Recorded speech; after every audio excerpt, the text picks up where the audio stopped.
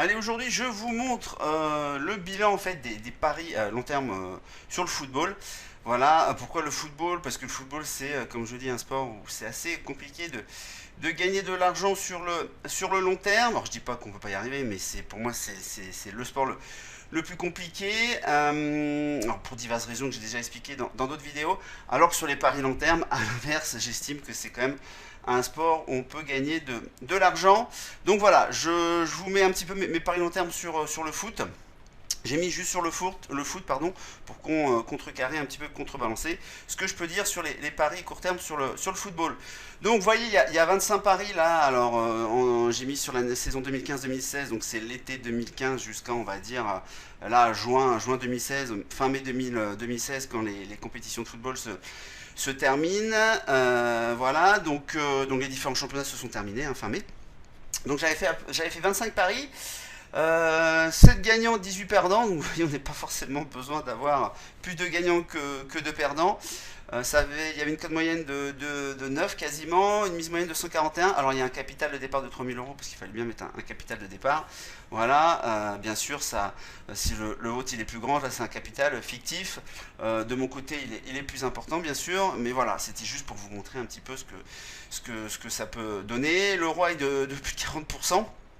Alors, bien sûr, le roi là, il est plus haut que ce que je peux avoir dans les paris long terme. Généralement, ça tourne autour de 20%, ce qui est énorme. 20%. Sur les paris court terme, quand vous êtes à 5-10%, déjà 10%, c'est très très bien.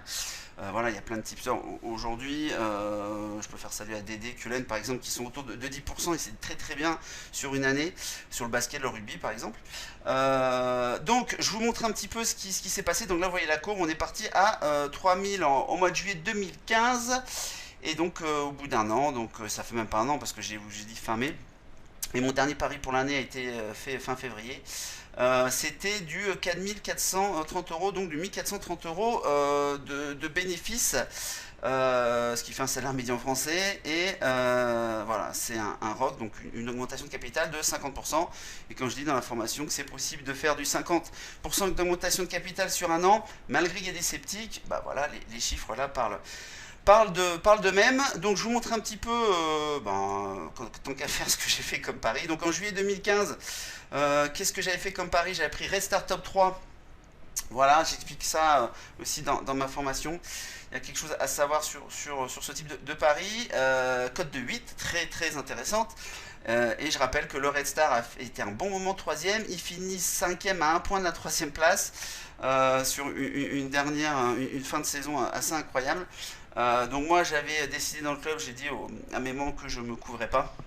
Certains se sont couverts, donc moi les 100 € là ils sont perdus, mais certains ont pu soit se faire rembourser la mise en faisant un arbitrage ou une couverture sur d'autres équipes qui luttaient pour la troisième place, parce que Nancy Dijon était déjà détaché.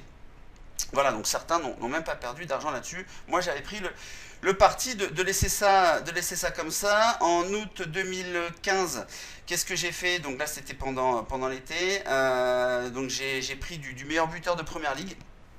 J'aime bien faire ça, prendre plusieurs buteurs. Donc Kane a fini meilleur buteur de la première ligue. Donc j'avais pris une cote de 15.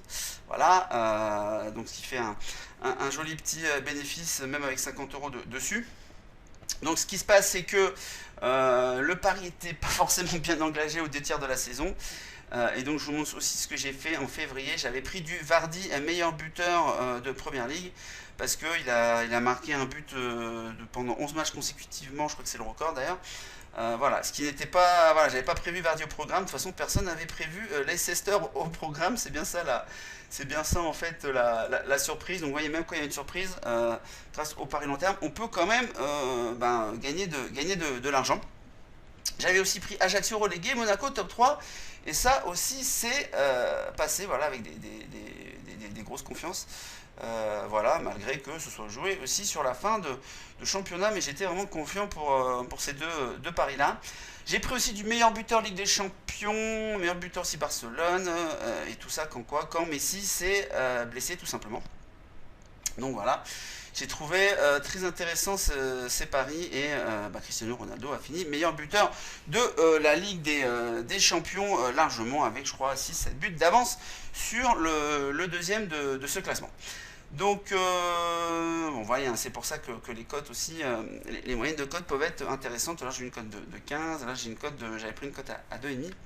Donc, c'est vrai que c'est assez intéressant. En octobre, qu'est-ce que j'avais pris? Donc, vous voyez, il n'y en a pas non plus toutes les semaines. Mais c'est aussi, voilà, les PLT, comme je vous dis, ça vous demande beaucoup moins de temps, beaucoup moins d'efforts, ce qui ne veut pas dire aucun effort. Moins d'efforts ne veut pas dire aucun effort. Mais voilà, c'est quand même plus safe. Donc là, j'avais fait deux mini couvertures. Bien ça, ce sont des paris sur les qualifs de l'euro que j'avais encore avant. En décembre 2015, après, on s'est retrouvé à prendre du Wolfsburg ici, PSV en double chance. Pourquoi? Tout simplement, tout à l'heure, je ne sais pas si vous l'avez vu, j'avais pris en septembre sur la Ligue des Champions. J'avais pris un petit combiné de top 2 en fait, qui va se qualifier dans sa poule. Alors je vais vous le retrouver. Voilà, il est ici, je vais vous le trouver, juillet, non, ah bah oui, c'est en septembre, je pense. J'ai dû faire ça au mois de septembre. Il est où ce combi? Il est là.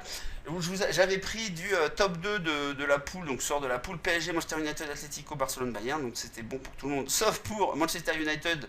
Jusqu'à la dernière journée, ils pouvaient passer, mais ils pouvaient aussi passer à la trappe. Et ils sont passés à la trappe.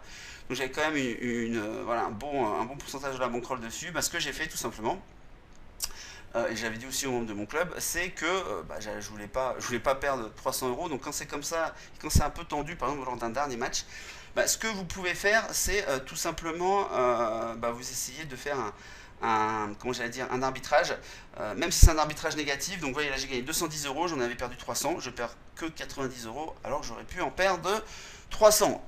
Voilà, il faut savoir aussi à un moment donné essayer de réduire ses pertes. Il n'y a jamais rien qui est perdu dans les paris long terme. Donc je vous ai parlé de Vardy tout à l'heure. J'ai aussi pris en février Lyon top 3 parce que Lyon est en train de bien revenir. Malgré qu'ils ont vu un début de saison très compliqué, ils sont en train de bien revenir et récupérer tous les blessés. Je les voyais bien finir la saison au bout de canon et c'est ce qui s'est passé, donc voilà.